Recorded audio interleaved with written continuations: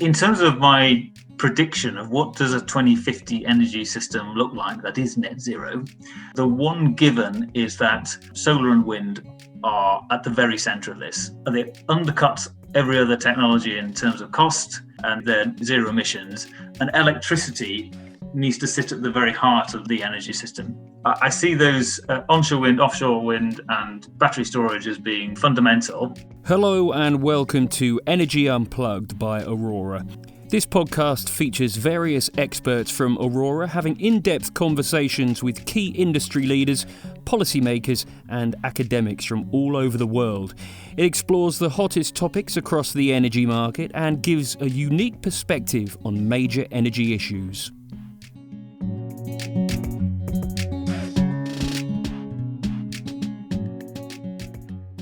Welcome to Energy Unplugged. I'm Felix Chow-Kambitsch and I head Aurora's Commission Projects team covering Western Europe. As you know, the energy transition involves a shift to renewables, storage, and decentralized energy. My guest today, Mark Futyan, is in the middle of it all. Mark is the CEO of Anesco.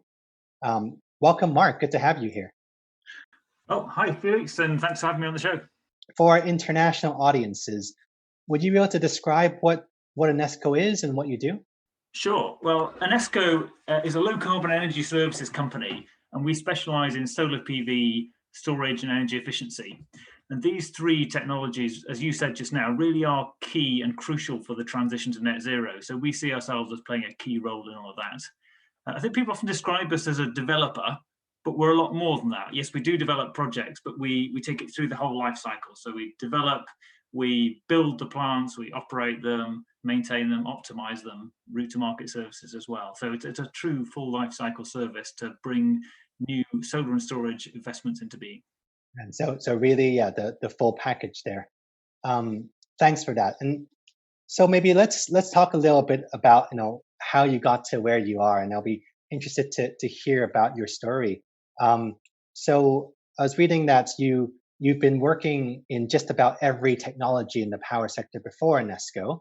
Will you be able to comment on or explain to us how your career has changed over the times and how it might have been different when you first started your career in UK energy versus it is now? Yeah, sure. I've been lucky to have a fascinating journey. As you say, I've worked in lots of different technologies around the energy sector. I actually started off in the gas-fired power station sector. So I worked for Conisky Power Station up in North Wales, which is where I grew up. And it was very much at the thing of the time, because it was 1990s, the dash for gas, everybody was building CCGTs. And so being part of that commissioning team really got my juices flowing, got me interested in the sector. We're now a generation on in power plant terms. And those CCGTs that everybody was building in the 90s are now closing down. And it's amazing how much both the sector has changed and how the outlook for the future is different now than it was back then. Along the way, I've worked on lots more interesting things. So after the dash for gas, when I worked for Centrica, I worked on a whole range of different low carbon technologies. So I was involved initially in carbon capture and storage and nuclear. So I was actually involved in the Hinkley Point C development way back in when it was supposed to be finished by 2017. So it's still not quite there yet, but that was an interesting project at the time. I sat on the board of the UK nuclear operational fleet for a little while. I was also involved in the pioneering round 1 and 2 offshore wind farms that Centrica did with who were at the time with this little known Danish company called Dong. We were both sort of setting out and pioneering the offshore wind sector. I mean, now of course, as everyone knows, Dong is Ørsted, titan of offshore wind and very much a market cap bigger than I think BP and Exxon combined. But back in the day, that was us and them sort of starting things off together. So and participating in all of those different things back then. I think it's interesting to see just how much things have changed, both in terms of industry expectations and government policy over those 15 years. And when I started, it was very much renewables was interesting, but it was just too expensive. And so people were looking at it and it was a sort of cutting edge, but people saw CCS and nuclear as being the low carbon answers. I think that the tide has really changed in that time. We've seen such amazing falls in the cost of renewables, while CCS and nuclear have proven hard to bring down in cost, and therefore, that's where the focus is now. Is very much on renewables. Yeah, and thinking about the through line of all these technologies, actually a lot of this is to do with decarbonization, right? The dash for gas, even though now we think of gas as still carbon and something that we want to reduce, it was all about coal to gas switch, right? So it is very interesting that change from reducing carbon emissions to something like 80% levels of 1990 to net zero. How has that? How do you think that's been received in the industry? This shift from a more stringent target towards net zero.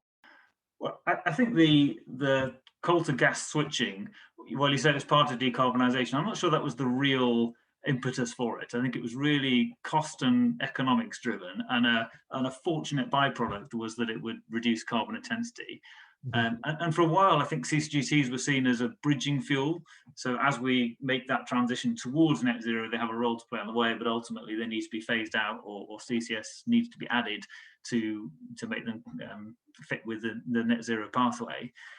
So I think as soon as you started thinking about policies that get you there, you can't really have fossil fuel based generation as a core part of that. So I think we're now looking at a renewable dominated solution with fossil fuels as very much a minority part.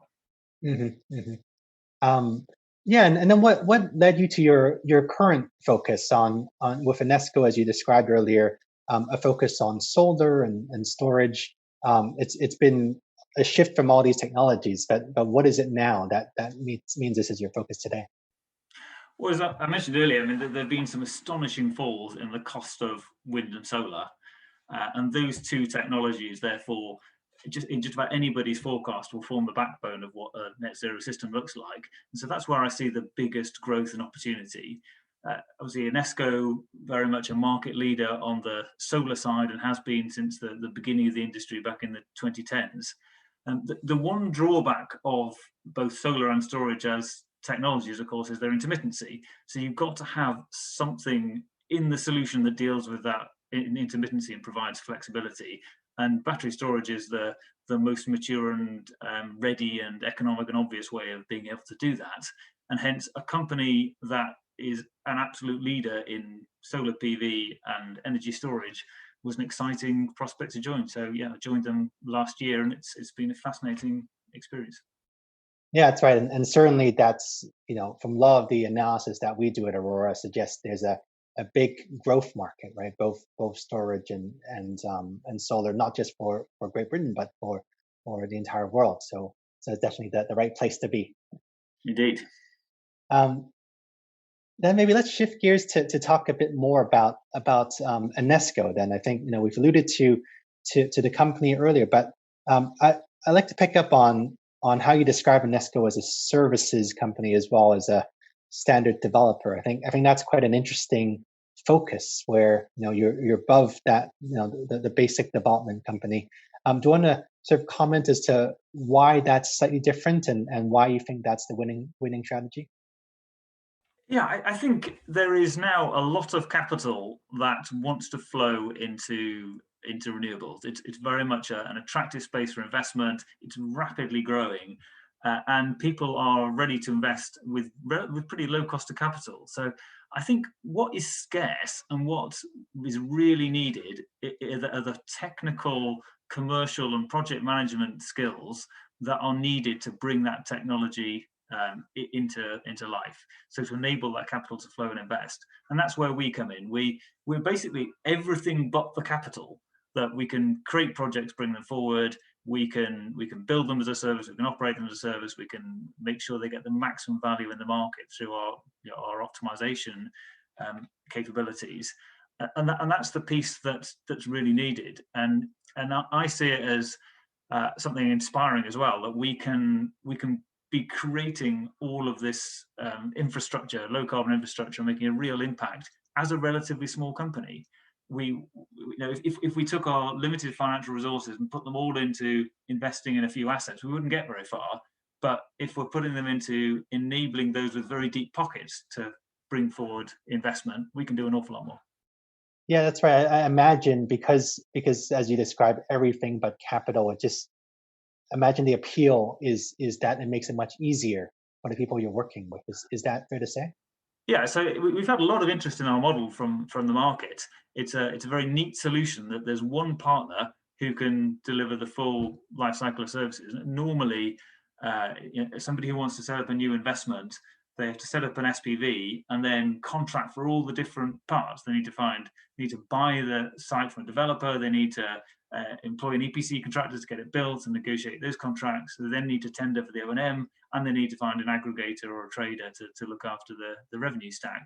And it's obviously much simpler to deal with one counterpart in us, but also we can add value by managing those interfaces. We can, for example, with optimization and operation combined, we're always thinking about what's the optimal time to take a plant offline to do a piece of maintenance, considering what the opportunity is in the market. That's just one example of many, but also it gives assurance to an investor to know that whoever the person who designed the plant is the person who built it, who's the person who's running it for it today. There's a real continuity, and it facilitates more of a partnership rather than a transactional relationship between investor and service provider.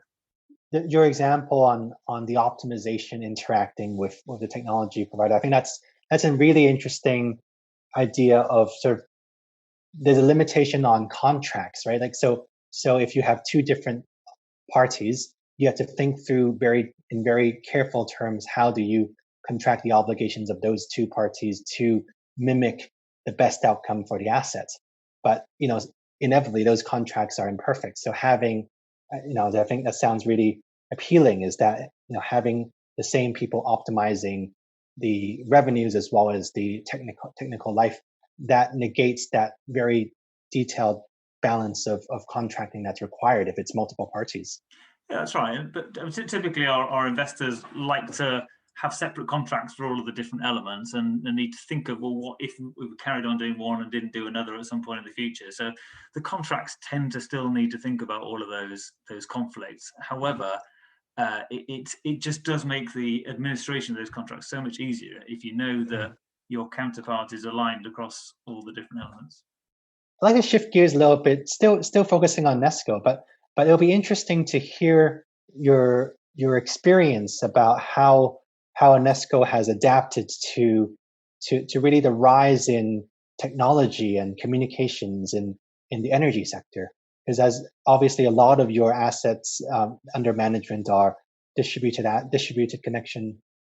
connected assets, and requires perhaps lots of granular management. I'd be keen to hear your journey, your company's journey about picking up this new information technology. I think there's two elements to technology. One is the hardware kit, so the constant evolution of battery modules and solar panels and biomass and everything else that's out in the market. And then the other is the software layer that sits over the top. And I think on the hardware side, it is constantly evolving. It's not just the price falls, but it's also the capability of those technologies, how much output you can get from a certain size of panel, and therefore the energy density of the equipment you're installing. And we've tried to pioneer that all the way. So we were a company who were the first to connect a grid scale energy storage asset. We were the first to do subsidy-free solar, and we were the first to do a co-located plant back in Clayhill at 2017. So we'd taken those technologies that were out in the market and found ways to get the very best out of them, so that they could push the boundaries of commercialization, and we could prove a market and get it going. I think that's a huge achievement when you see where the industry is today. It's co-location, everybody's thinking about battery storage is mainstream. There's 10 gigawatts of plants in development out there. So and Anesco was there, finding ways to take that technology and make it viable 5-10 years ago, when it was just at its beginnings. So I see us very much as a pioneer on hardware technology.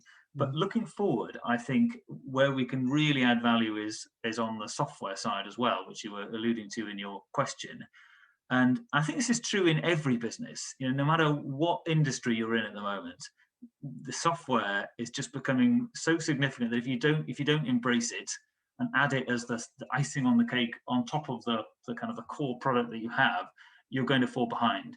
And I see that as really crucial for us. And so we're investing in two areas in particular, one of which is around predictive maintenance and remote operation. So we're building we've got just over a gigawatt of assets that we manage, operate and maintain on behalf of our customers. And we're building the capability to be able to truly predict when a component may fail so that we can take preventative action before that and increase the uptime for the asset. And we're also developing a remote operation capability. And if you work in, say, wind or CCGTs or nuclear, that doesn't sound very exciting, but it is quite unique in solar to be able to remotely operate a plant and to isolate it and shut it off if you need to for turn down. Because until now, there's never really been a need for that, but now there is. And so we're developing that sort of hardware and software to enable us to do that as well.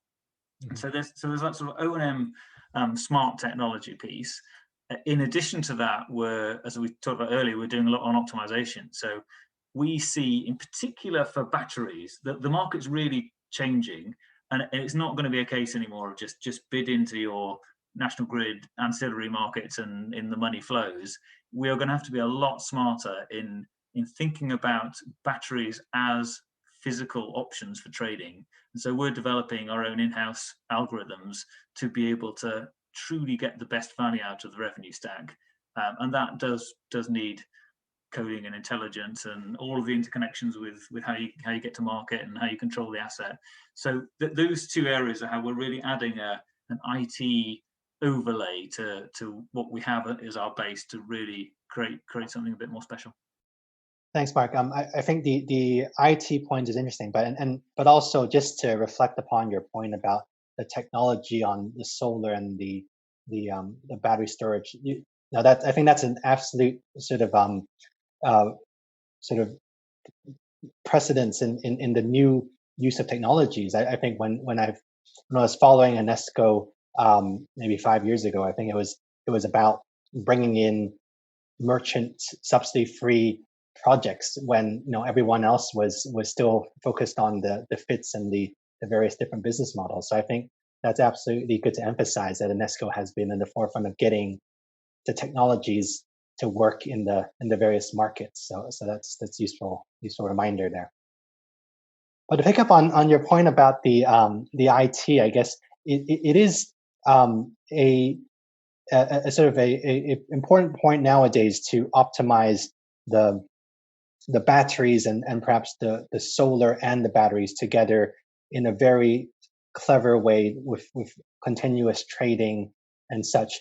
I guess I'll be curious to hear your thoughts as to what do you need for a company to be successful in being able to trade these batteries and solar panels in a more live and granular way. Yeah, it's an interesting question because we were at Anesco originally an asset owner for some of the early batteries, and we went to the market to get people to provide us an optimization service. And what was interesting, we found that there's nobody out there who could really do exactly what we wanted as an asset owner.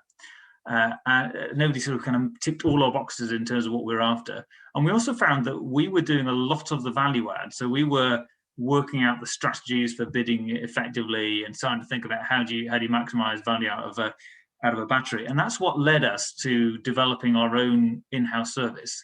So what we think you need to meet the needs of an asset owner and to be successful in getting the very best value out are you need to firstly have access to all the different revenue markets. So not just be focused on one thing.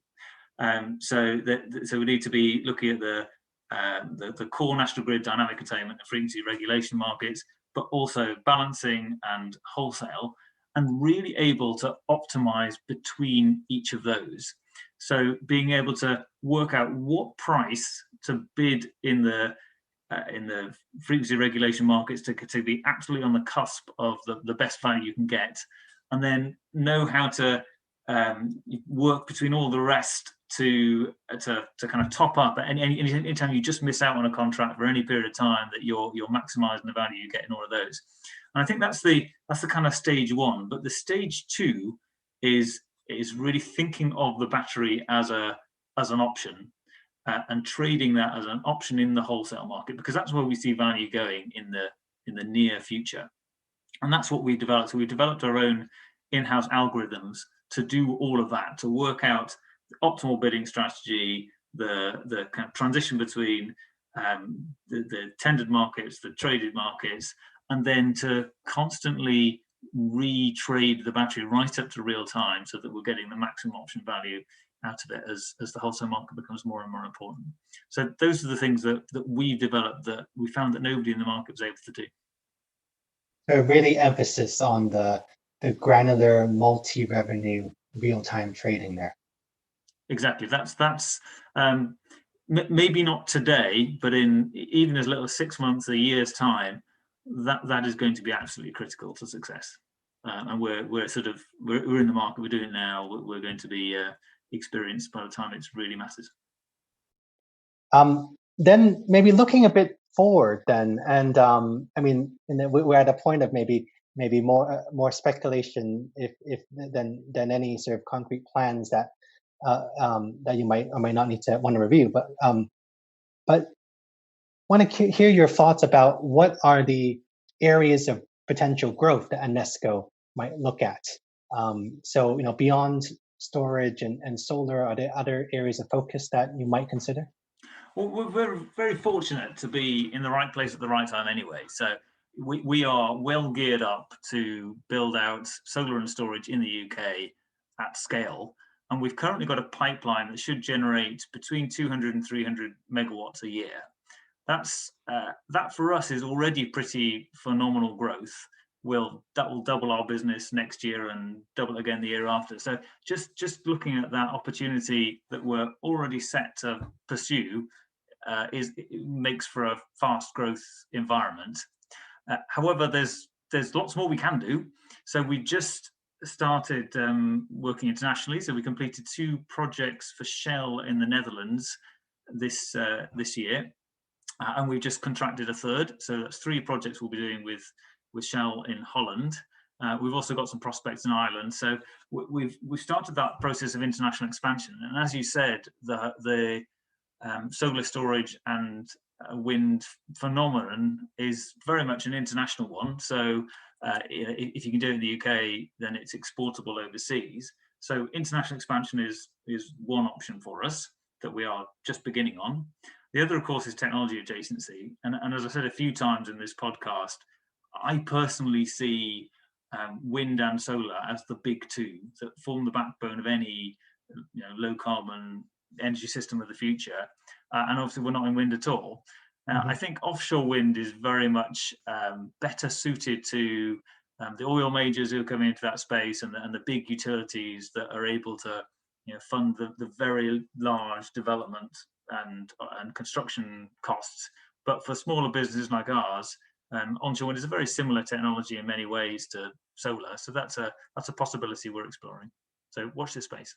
I mean, I think you're absolutely right that there's still quite a lot of growth in your core markets in solar and storage in the UK. But then the world's the oyster after that.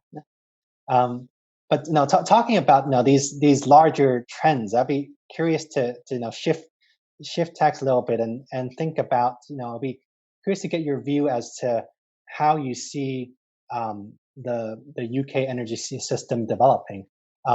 As within the past couple of years, the UK has focused from a highly decarbonized system towards an absolute net zero system, and it's a relatively recent commitment. I'd be keen to hear your thoughts as to what would the energy system look like? What do we need to do to get there?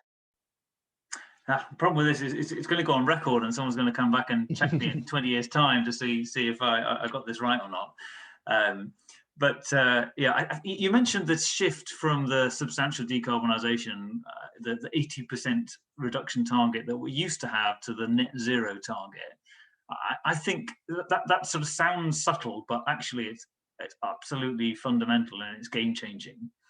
I think that I've heard it said that 80% of emitters used to think that they were in the 20% that didn't have to do anything and that everybody else would sort it out. But now there's nowhere to hide. Everybody in every part of the industry, any sort of consumer and emitter, has to play their part in getting towards net zero. And that for me is fundamentally important. It also changes the whole policy equation that you've got to solve to get there. Because if you've got a little bit of the hard to treat, you say, well, I just won't worry about that. It's a much easier problem to solve. If you want to get all the way to net zero, there are some much trickier items at the end of the tail that you've got to tackle. So in terms of my prediction of what does a 2050 energy system look like that is net zero, I think for me, as I mentioned a couple of times, the one given is that solar and wind are at the very center of this. They undercut every other technology in terms of cost, and they're zero emissions. And electricity needs to sit at the very heart of the energy system. So I see those onshore wind, offshore wind, and battery storage as being fundamental. The next thing is it's not just about electricity generation. That's sort of one part of the energy system. You've also got heat to deal with, and you've got transport and industry. So how do you decarbonize all of those others? Well, it's going to have to be via the electricity route. So you start with electricity, and then you deal with light duty transport via EVs. So I think that electrification of light duty transport is the obvious solution there. Heating, probably there are various different ways you can do it. People talk about hydrogen, but I think the best and cheapest way is going to be electrification of heating with heat pumps, making that as efficient as can be. So you sort of dealt with your residential and commercial heat via electrification. You dealt with transport via electrification, and then all of that is enabled by a much bigger low carbon electricity system.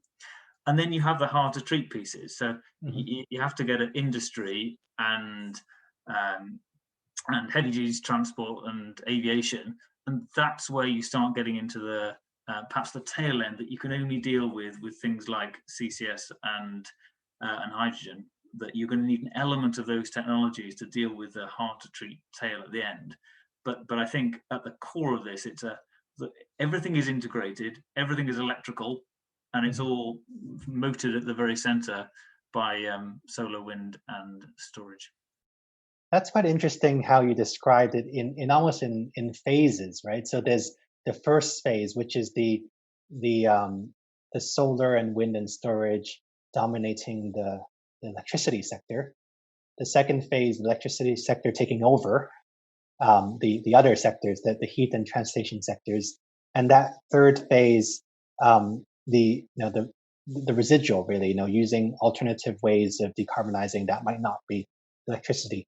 Do you think these phases are sequential in terms of timing?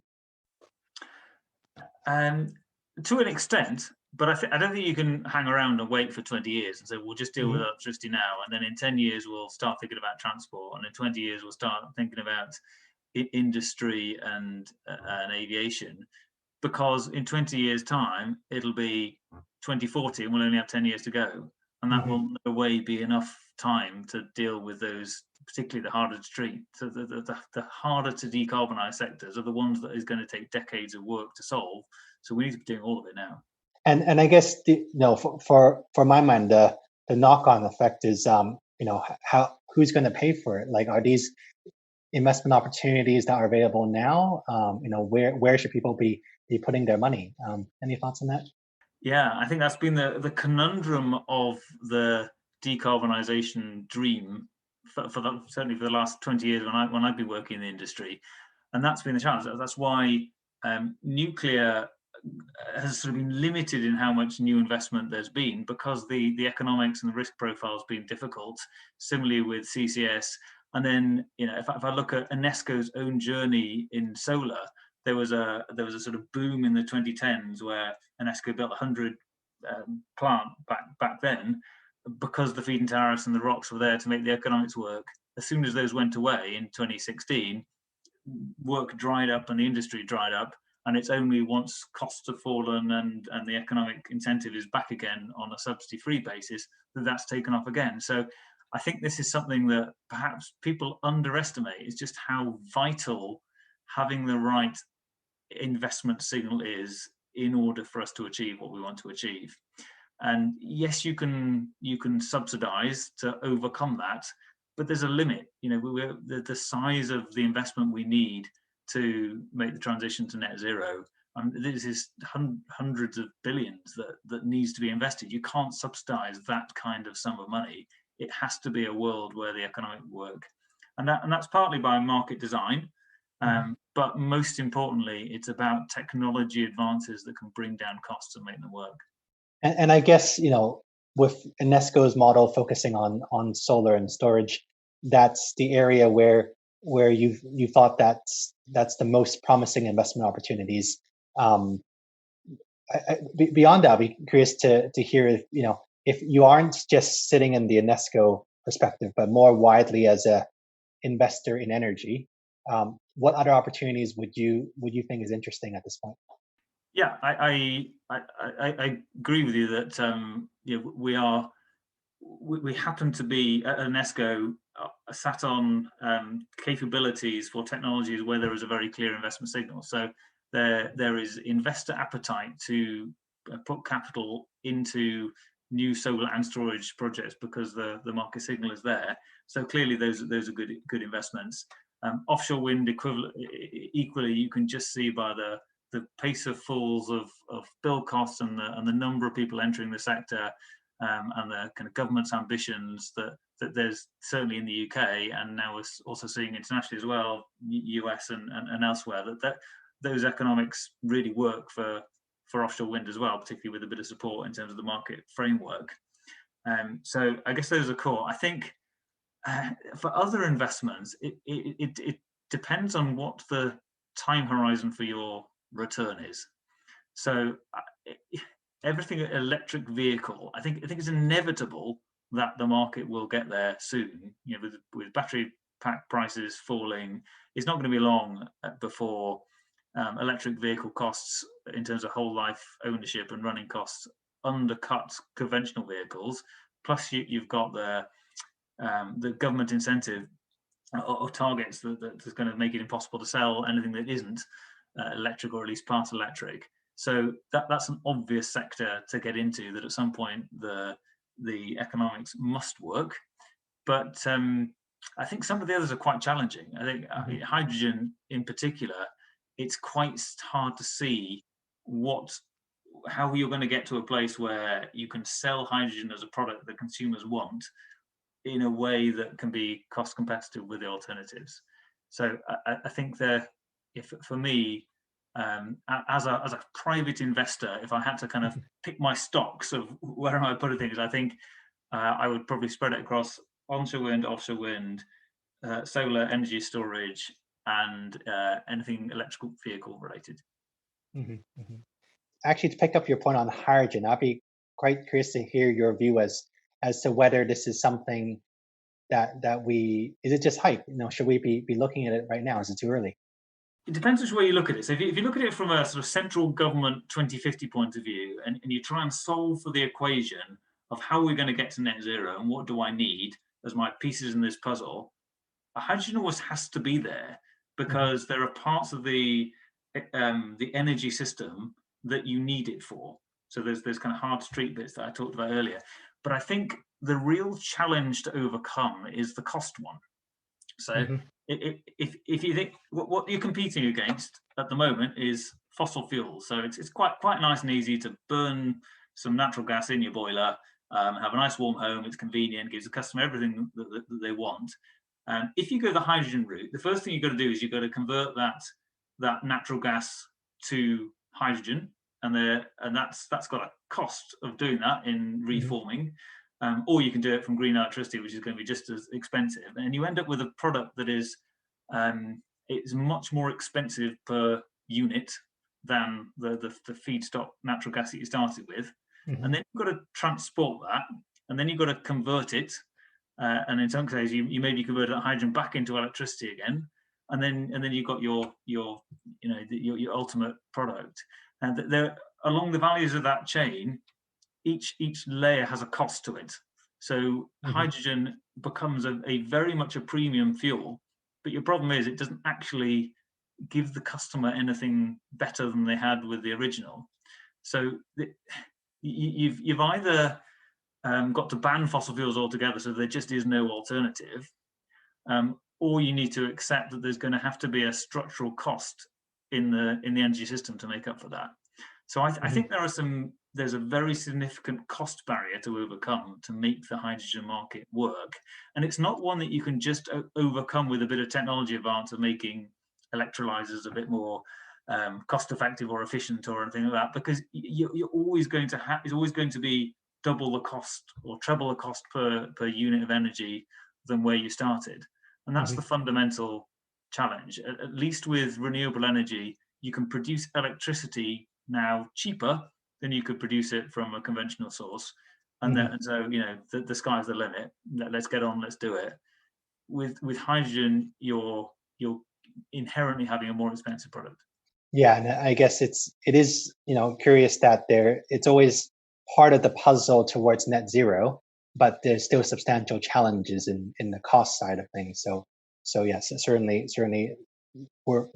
lots needs to happen in terms of perhaps subsidy support or advances on technology. You mentioned it's a part of that, but that itself is not enough. Good. Well, as we're closing on our time on our podcast, there's one segment that we like to do on our podcast called Overrated, Underrated. I don't know if you're familiar with it, but the point of this is to get your quick reactions on a few topics to see if, in your opinion, whether they are overrated or underrated. So to begin, I guess I'll be curious to hear your thoughts on over underrated on co-location of storage and renewables. Well, I think that one's underrated. I think people talk about it a lot, but there's been very little build out of colo up to date. And I think the reason for that is that the economics don't really help that much at the minute. There's not that much you can do in terms of synergies between the two, other than the slight saving on the build cost. But that is going to change. And I come back to the point I made earlier about batteries earning more and more in wholesale markets in the not the distant future, but in the near future. And solar, obviously, becoming subsidy free is doing the same. So you get these two technologies that are both moving towards the same wholesale market. And once you've got them there, then there are revenue synergies that you can gain by trading them collectively rather than individually on different sites. So I think they're underrated because their time is coming. Very interesting. Subsidies for renewables, overrated, underrated? Definitely overrated.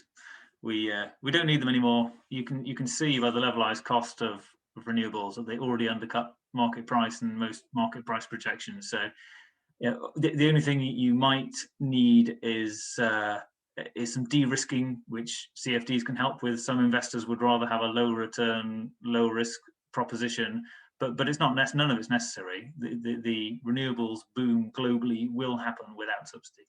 And finally, smart cities. I would say overrated. It's quite hard to define what you mean by a smart city, but if we think about lots of smart interconnected devices that help with demand response and local generation as key elements of that, they have their place, but I don't think they're the silver bullet that is going to get us to net zero. So I think on demand response has a role to play, but I think it's going to be more about the whole system integration and the role that hydrogen can play as a sort of buffer for storage of electricity. and that will give us the flex management we need. So yeah, I would say that one's overrated. So not so much your fridge turning on and off automatically on its own, but the wider systematic changes. Exactly. Mm-hmm. Yeah, I think the various experiments we've done over the years of Green Deal and smart thermostats and everything, they show that customers just want their energy to work. They want it to be clean and reliable and give them the warmth and heat that they need, but they don't really want to engage with it. People aren't that excited about energy. It's just something that they want to work.